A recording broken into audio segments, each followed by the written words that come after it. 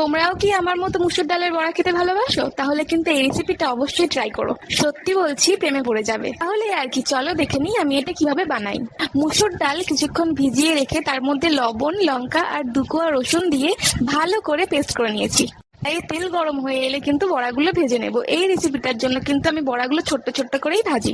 বড়াগুলো কিন্তু একদমই বেশি করে ভাজবো না, দুটো দিকে হালকা করে লাল হয়ে এলে তুলে নেব। পর ওই তেলেই কিন্তু বাকি বড়াগুলোও ভেজে নেব। এই দেখো সবগুলো ভাজা হয়ে গেছে, আর সবগুলো কিন্তু আমি হালকা করে ভেজেছি।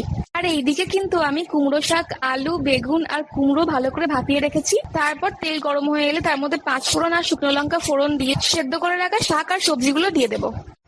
তার মধ্যে দিয়ে দিয়েছি পরিমাণ মতো হলুদ আর লবণ। আর এখানে আদা, রাঁধুনি, জিরে আর লঙ্কা একসাথে পেস্ট করে রেখেছি, এই পেস্টটাও দিয়ে দেবো। সমস্ত কিছু ভালো করে নাড়িয়ে চাড়িয়ে নিয়ে ওর মধ্যে জল দিয়ে দেবো। জলটা একটু ফুটে এলে তার মধ্যে বড়াগুলো দিয়ে চাপা দিয়ে কিছুক্ষণ ফুটিয়ে নিলেই তৈরি স্বাদের মুসুর ডালের বড়া দিয়ে কুমড়ো শাক।